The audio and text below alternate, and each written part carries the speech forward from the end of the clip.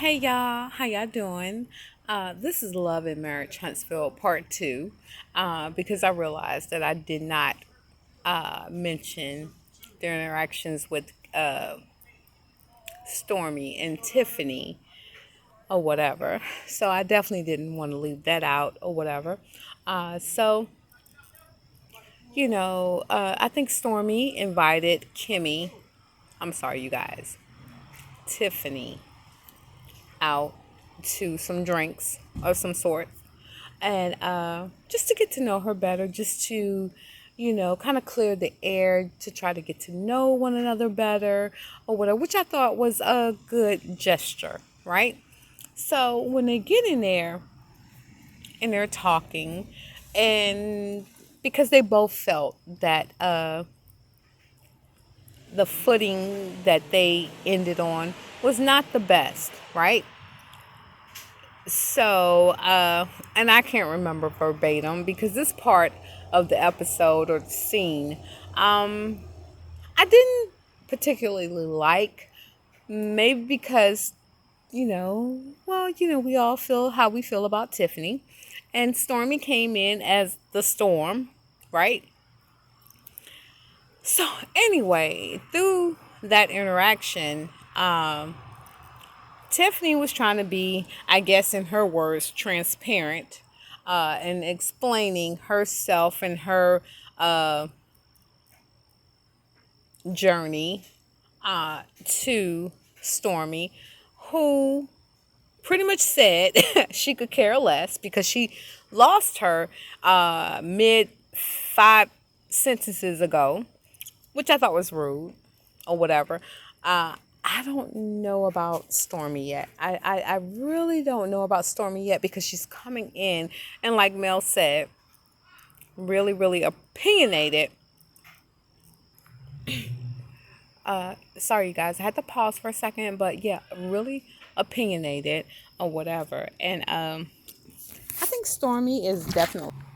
Again, I'm sorry, I had to pause for a second, but I think I was saying, that Mel told Tiffany that she came in opinionated, and that's like one of the first scenes or whatever. And I think Stormy is coming in being the same exact way. Um, and in my opinion, let everyone come in as being their all authentic self. Like, don't come in with airs, don't come in with views, don't come in with opinions. Just kind of get to know one another as you get to know one another or whatever. So Stormy comes in and she's saying she's like being mean or whatever. However, I did like the fact that Stormy definitely kind of opened up about her pregnancy and having endometriosis, and unfortunately she almost didn't make it from that procedure of having a child or whatever. And you guys, women, we go through a lot. Giving birth is a is what it is. It is what it is. And unfortunately, y'all, and forgive me for saying, don't even forgive me for saying this, but black women, we have to be really careful, really particular about things because, we go through life and we go to specialists and we think that they have our best interests at heart. And a lot of times um, we get I can't even think of the word at this point, but we get kind of categorized as being something more or something less than what we're not. We're all human. And I think that definitely needs to get out there. We're all human, and everybody is an individual, and no one's the same, you know. But that's a whole nother conversation for a whole nother day. But Stormy, she did open up about that, and she said she didn't want to have any more kids, you know, because she almost didn't make it out from giving birth to her son.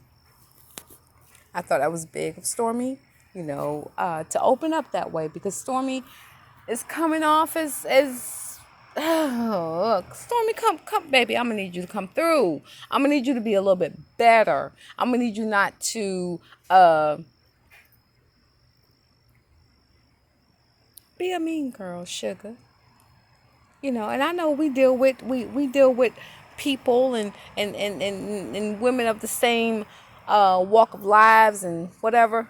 But y'all, come on. I'm tired of this. I'm so sick of women, black women, not getting along, not coming together because we're all different. You know what I'm saying? Because I know it's hard for me to open up with people, but I do give people a chance. I don't try to just, oh, okay, well, you know what? I'm going to put you in this category and that's where you're going to stay until you done prove me otherwise. Because no one has anything to prove to anyone. Let's be clear. Let's be clear. No one has anything to prove to anyone. Everyone's their own individual. You either take me or you leave me. And that's okay. But with everything that's going on in the world, y'all, we kind of got to come together. And that's just a side note from Love and Marriage Huntsville. That's just a whole side note. Like, we going to have to come together at some point. And not when a devastation, happens. We need to just come together and kind of just love on one another. I think that's really important, but until we get there, and I think we're getting there, let's move on. And so Tiffany, let me get on Tiffany, okay? Because, Stormy, I'm watching you, honey. I'm looking at you and I'm watching you, and I'm going to need you to be a little bit better because you have some prestige. You're kind of, I hear you buzzing a little bit. But at the same time, I'm going to need you to be a little humble, sugar. Just a little bit. So let me get on Tiffany, all right? Because, I have not done a specific review on Tiffany. Well, Tiffany, you say you're 34. I would have never thought that Tiffany was 34. In all honesty, I would have never looked at Tiffany and said, oh, she's only 30. She's just in her early 30s, early to mid 30s. I would have never thought that. But that's neither here nor there. And it has nothing to do with your facial features. I'm going to be honest when I say that. But it has everything to do with the way you present yourself, the way you dress, the way you talk. It has a lot to do with those things or whatever. And Tiffany, you come in very opinionated. And I'm going to get on your ass. I'm going to just have to get on your ass, Tiffany, because I did not like you when you were first introduced to the group. I did not like you because you came in as a wrecking ball. Oh, yeah, I know this about you and that. And I know social media has torn you up and you might be this season trying to redefine yourself or whatever, but I'm going to get on you for what I remember, how I began to know you as, if that makes sense to you guys, right? So, Tiffany, you came in, oh, yeah, Tiffany, I heard Monster was doing da-da-da-da-da. You have a child of your own. And for you, and I have a child of my own, and for me to be in a group setting with women that I do not know, I'm not going to bring up your flaws. That's something you don't do, sugar. Like Destiny said, you need to learn how to read the room. And Tiffany, I don't know if you know the definition of reading the room, or if you felt like, well, I'm privileged enough. Yeah, notice what I said, privileged enough. I can say what the fuck I want to say. Okay, well, when you say what the F you want to say, and you in a group of these women, us women, you better be willing to take what comes with it, because I don't know if you have been so much into a position where you're with women and you could say such things and about people's kids, honey. Because you have a child of your own. Like they all said, you came in being transparent. Oh, I'm so transparent. I'm so transparent. Okay. So when they call you out on your non-transparency because your transparency is so focused on, well, let me tell you what I know about you. Let me tell you what I heard about you. So when y'all were at the reunion and Carlos King, shout out to Carlos King, he asked the cast members, is there something that you guys know about Tiffany and Louis that may not have been shown on the show? Everyone said yes, absolutely, damn right, or however they presented it. Yeah, they said it. And you sitting there looking like a deer in headlights, you and Louis. And it's sad that Louis has to clean up behind you, sugar. Y'all need to focus on your marriage. Shout out to Marceau when I say this. Y'all need to focus on your marriage. Because apparently y'all have not communicated enough to say, well, we're going to communicate and tell each other everything that we know about everything.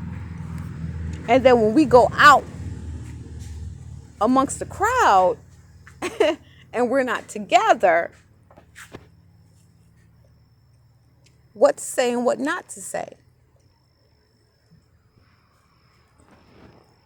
Maybe y'all need to figure out how y'all gonna handle that situation.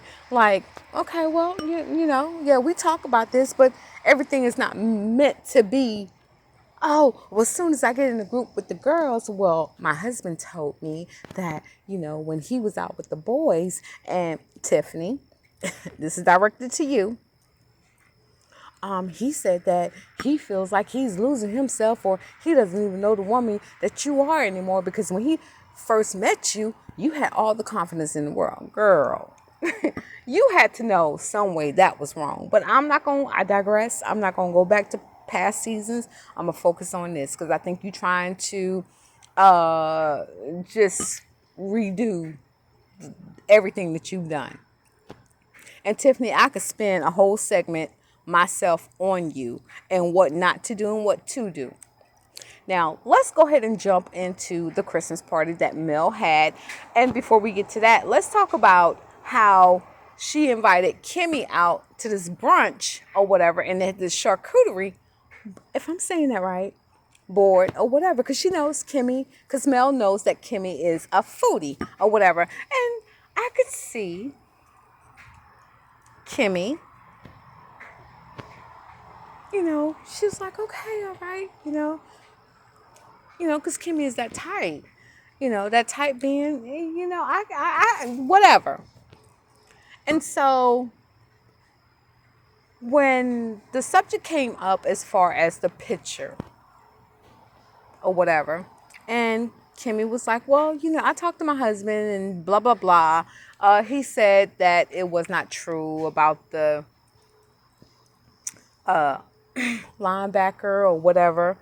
And whatever. Okay, so let's move on to the Christmas party or whatever. And the Christmas party, I guess production felt the need to only focus in on the things that the viewers wanted to know. And so here we go. We introduce Kimmy, not Kimmy. We introduce Kiki into the group. And we know that Kiki is Letitia's cousin or whatever.